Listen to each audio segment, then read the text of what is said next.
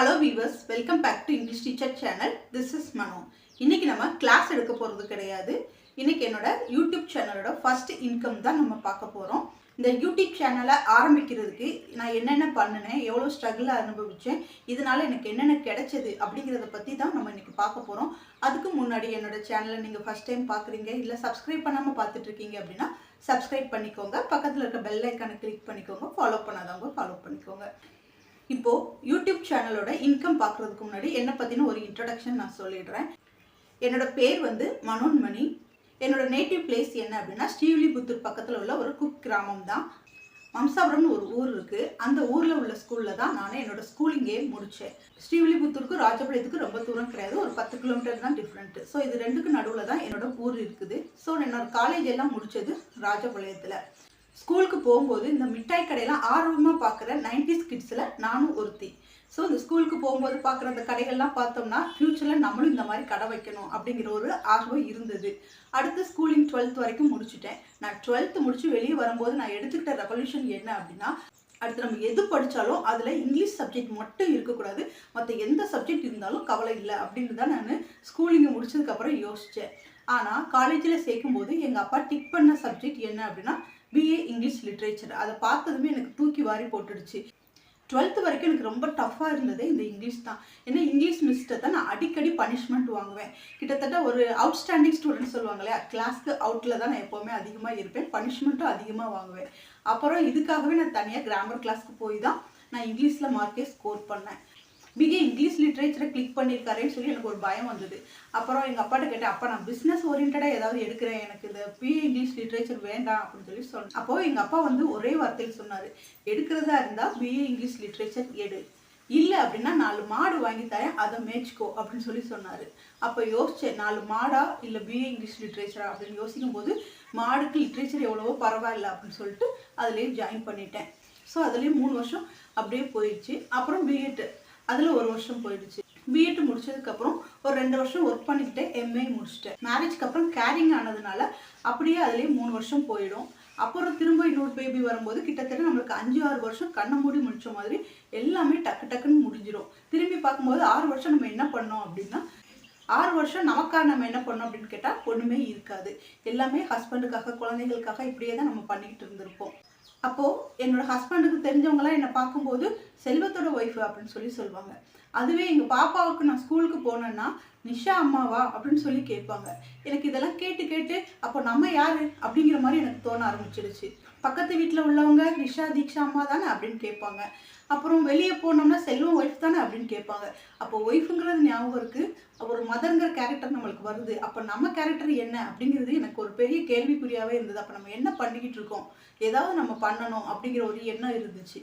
சரி, அப்போ நம்ம ஏதாவது பண்ணுறதா இருந்தால் நம்மளும் ப்ரொஃபஷனலாக ஏதாவது பண்ணால் மட்டும்தான் என்ன பண்ண முடியும், நம்மளும் தனிச்சு நிற்க முடியும் அப்படின்னு சொல்லி எனக்கு தோணுச்சு. அப்போ ஸ்கூலுக்கெல்லாம் அப்ளிகேஷன் கொடுத்து இன்டர்வியூலாம் நடந்து ஸ்கூலுக்கெல்லாம் வர சொன்னதுக்கப்புறம் போய் ஸ்கூலுக்கு வர சொல்லிட்டாங்கன்ற நான் சொல்ல போகிறதுக்கு முன்னாடி அவர் எனக்கு ஒரு ஷாக் கொடுத்துட்டாங்க. நானும் வேலையை ரிசைன் பண்ணிட்டேன், நானும் பிஸ்னஸ் பண்ண போகிறேன் அப்படின்னு சொல்லிட்டாங்க.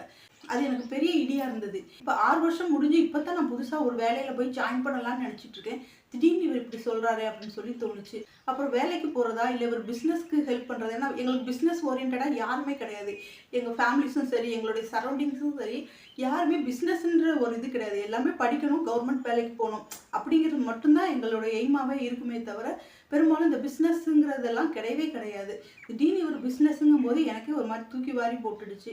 சரி, ஓகே, பிஸ்னஸ்ன்னு சொல்கிறாங்க, ஒரு 2-3 வருஷத்துக்கு நம்ம அவருக்கு ஹெல்ப் பண்ணலாம், அதுக்கடுத்து நம்மளுடைய இது ப்ரொஃபஷனில் பார்க்கலாம், ஏன்னா எப்போ இருந்தாலும் நம்மளுக்கு வேலை கிடைக்கும் அப்படின்னு சொல்லிட்டு நான் அவருடைய ப்ரொஃபஷனல் நான் அவருடைய பிஸ்னஸ்க்கு ஹெல்ப் பண்ண ஆரம்பிச்சிட்டேன்.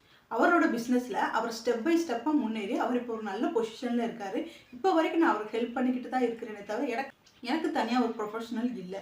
இப்போ நாங்கள் நல்லா தான் இருக்கிறோம். ஏன்னா நாங்கள் இப்போ பிஸ்னஸ் பண்ணுறோம், சொந்தமாகவே கார் ஐட்டம், மிக்சர் ஐட்டம், இந்த மாதிரி ஐட்டம் போடுறோம். ஸ்வீட்ஸு நாங்களே சொந்தமாக பண்ணுறோம். கிட்டத்தட்ட பேக்கரி ஐட்டம்ஸ் எல்லாமே நாங்கள் பண்ணுறோம். ஃப்ரூட்ஸு, ஃப்ரூட் ஜூஸு, இந்த மாதிரி ஒரு நல்ல ஷாப் இருக்குது, நல்லா ரன் பண்ணிக்கிட்டு இருக்கிறோம். எல்லாமே ஓகே தான், ஃபினான்ஷியலாகவும் ஓகே தான். இருந்தாலும் நம்மளுக்கு ஒரு நெருடலாகவே இருக்கும். நம்ம ஒரு விஷயத்த செய்யணும்னு நினச்சோம், ஆனால் லாஸ்ட் வரைக்கும் நம்மளால் செய்ய முடியலையே அப்படிங்கிற நெருடல் அதிகமாக இருக்கும். நான் வந்து படித்து எப்படி கவர்மெண்ட் ஜாப்புக்கு போயிடணும்னு நினச்சேன். கிட்டத்தட்ட கிட்டத்தட்ட 2013ல் எக்ஸாம்லாம் நடந்தது. எக்ஸாம்லாம் டெட்லலாம் பாஸ் பண்ணால் உடனே ஜாப்பெல்லாம் போட்டுறாங்க அப்படின்னு சொல்லி அதில் எல்லாம் எக்ஸாமெல்லாம் எழுதினேன். மார்க்கும் ஸ்கோர் பண்ணேன். வெயிட்டேஜில் போயிடுச்சு. ஏன்னா அப்போ படித்தவங்களுக்கும் இப்போ கரண்ட்டில் முடித்தவங்களுக்கும் நிறைய டிஃப்ரென்ஸ் இருக்கும். ஆனால் அவங்க மார்க்கை வச்சு எடுக்கிறதுனால வெயிட்டேஜ்னால நிறைய பேர் பாதிக்கப்பட்டாங்க. அதில் நானும் பாதிக்கப்பட்டேன். ஸோ அந்த 2013க்கு எழுதின எக்ஸாமுக்கும் போஸ்டிங் வரலை. 2017ல் எக்ஸாம் வச்சாங்க. அதில் பாஸ் பண்ணதுக்கும் இன்னும் போஸ்டிங் வரல. எக்ஸாம் தான் வச்சுக்கிட்டே இருக்கிறாங்களே தவிர போஸ்டிங் மட்டும் போடுற மாதிரி தெரியல. கிட்டத்தட்ட 12 வருஷம் ஆச்சு எக்ஸாம் முடிச்சு. ஆனால் எக்ஸாமுக்கான போஸ்டிங் எதுவுமே போடலை. இது வேற மைண்டில் ஒரு சைடு ஓடிக்கிட்டே இருக்கும். அப்போல்லாம் பாப்பா ரொம்ப குட்டி பாப்பாவாக இருப்பாங்க. அவங்கள வச்சுட்டு படிக்கிறதே பெரிய விஷயம். அதில் மார்க்ஸ் ஸ்கோர் பண்ணுறது அதை விட பெரிய விஷயம். ஸோ இவ்வளோ தூரம் நம்ம படித்து பாஸ் பண்ணி மார்க்ஸ் ஸ்கோர் பண்ணி நம்மளுக்கு வேலை இல்லாமல் உட்காந்துட்டு இருக்கிறோம். இந்த சைடு ப்ரைவேட்டில் போயினாலும் நம்ம ஒரு ஸ்கூலுக்கு போயிடலான்னு நினச்சோம்னா அவர் பிஸ்னஸ் பண்ணி ஸோ அவருக்கு ஹெல்ப் பண்ணிகிட்டு இருக்கோம். கிட்டத்தட்ட நம்மளுக்கு 2 இதாக இருக்கும். நம்ம ஒரு விஷயத்தை தேடி ஓடுறோம், ஆனால் அது நம்ம கைக்கிட்டே இருக்கும், ஆனால் நம்மளுக்கு கிடைக்கவே கிடைக்காது. இந்த மாதிரி நிறைய தடவை எனக்கு வாய்ப்பு போயிருக்கு. ஸோ அதெல்லாம் யோசிச்சுட்டு கடையில் உட்காந்துட்டு இருக்கும்போது பெரும்பாலும் இந்த மாதிரி திங்க் பண்ணிக்கிட்டே இருப்பேன். கடையில் மதிய நேரம்லாம் அதிகமாக கூட்டம் இருக்காது. அந்த டயத்தில் ஃபோன் நோண்டிக்கிட்டே இருக்கிறதுனால எனக்கு அதுவும் ஒரு ஸ்ட்ரெஸ்ஸாக தான் இருந்துச்சு. ஸ்ட்ரெஸ் ரிலீஃப்காக ஃபோன் பார்க்க ஆரம்பிச்சு அப்புறம் அதுவே ஒரு ஸ்ட்ரெஸ்ஸாக மாறிடுச்சு. ஏன்னா அதிகமாக பார்த்துக்கிட்டே இருக்க மாதிரி இருந்தது. டைம் வேஸ்ட் பண்ணுறோமே அப்படின்னு சொல்லி தோணுச்சு. ஸோ நம்ம ஏதாவது பண்ணலாம் அப்படிங்கும்போது தான் இந்த ஷார்ட்ஸ் எல்லாம் ஸ்க்ரோல் பண்ணிட்டு வரும்போது இந்த டீச்சிங் சேனல்லாம் நிறைய வரும். அப்போ தான் எனக்கு யோசிச்சு ஸோ இந்த யூடியூப் வழியாக நம்ம ஏன் நம்மளுடைய பேஷனை ஃபுல்ஃபில் பண்ண முடியாது அப்படின்னு சொல்லி தோணுச்சு. அப்போ யூடியூப் சேனல் ஆரம்பிக்கணும்னா நம்மளுக்கு யாராவது அதை பற்றி சொல்லணும், இல்லை ஏதாவது தெரியணும். ஒன்றுமே தெரியாமல் ஜீரோவிலேருந்து நம்ம எப்படி ஸ்டார்ட் பண்ணுறது அப்படின்ற ஒரு பயம் இருந்தது. இருந்தாலும் ஏதோ ஒரு கண்மூடித்தனமாக நம்மளும் இதில் எப்படியாவது சக்ஸஸ்ஃபுல்லாக மாறிடலாம் அப்படின்ற ஒரு கான்ஃபிடென்ட் இருந்தது. ஸோ மற்ற சேனல்ஸை பார்த்து எப்படி சேனலை எப்படி க்ரியேட் பண்ணுறது, அதுக்கு எப்படி செட்டிங்ஸ் பண்ணுறது, அதுக்கு தம்ப்நெயில் எப்படி வைக்கிறது, அப்புறம் அந்த வீடியோ எப்படி எடுக்கிறது, அது வாய்ஸ் எப்படி கொடுக்குறது, இப்படி எடிட்டிங் எப்படி பண்ணுறது, இப்படி ஒன் பை ஒன்னாக நான் அது கற்றுக்கிறதுக்கு எனக்கு கிட்டத்தட்ட 6 மாதம் ஆச்சு. இந்த 6 மாதத்தில் நான் நிறைய விஷயங்களை கற்றுக்கிட்டேன். கற்றுக்கும் போது எனக்கு ரொம்ப ஹாப்பியாக இருந்தது. புது விஷயத்தை ஏதாவது கற்றுக்கும் போது நம்மளுக்கு ஆட்டோமேட்டிக்காக ஒரு ஹாப்பினஸ் கிடைக்கும் இல்லையா, அந்த மாதிரி ஒரு ஹாப்பி இருந்தது. ஸோ இதையே நான் ஃபாலோ பண்ண ஆரம்பித்தேன். அப்புறம் சேனல் 1000 சப்ஸ்கிரைபர்ஸ் வந்தாங்க. அப்படி 2000 இப்படியே வந்துகிட்டே இருந்தாங்க. சேனலும் மானிட்டைஸ் ஆக ஆரம்பிச்சிடுச்சு. அப்புறம் இந்த சேனல்லேருந்து பின்கோடுன்னு ஒன்று அனுப்புவாங்க. இந்த மாதிரி கூகுள் ஆட்சன்ஸ்னு ஒரு பின்கோடு அனுப்புவாங்க. இதில் உள்ள பின் நம்பரை நம்ம ஆட் பண்ணிவிட்டு நம்ம அக்கௌண்ட் நம்பரை கொடுத்தோம்னா நம்ம அக்கௌண்ட்டுக்கு ஆட்டோமேட்டிக்காக பணம் வர ஆரம்பிச்சிடும். இந்த மாதிரி தான் எனக்கு வர ஆரம்பிச்சிருச்சு.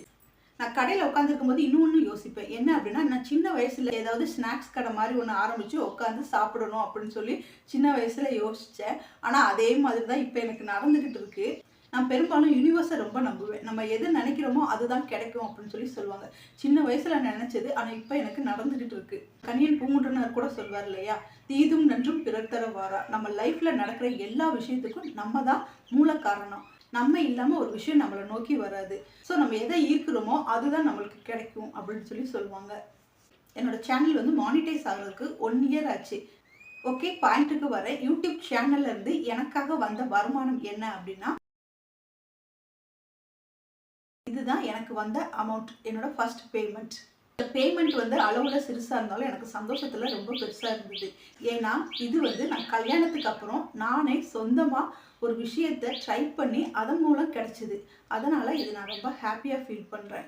ஃபர்ஸ்ட் ஆஃப் ஆல் இதுக்கெல்லாம் நான் உங்களுக்கு தான் தேங்க் பண்ணணும். வியூவர்ஸான உங்களோட சப்போர்ட் இல்லாமல் இது நிறைவேறி இருக்காது.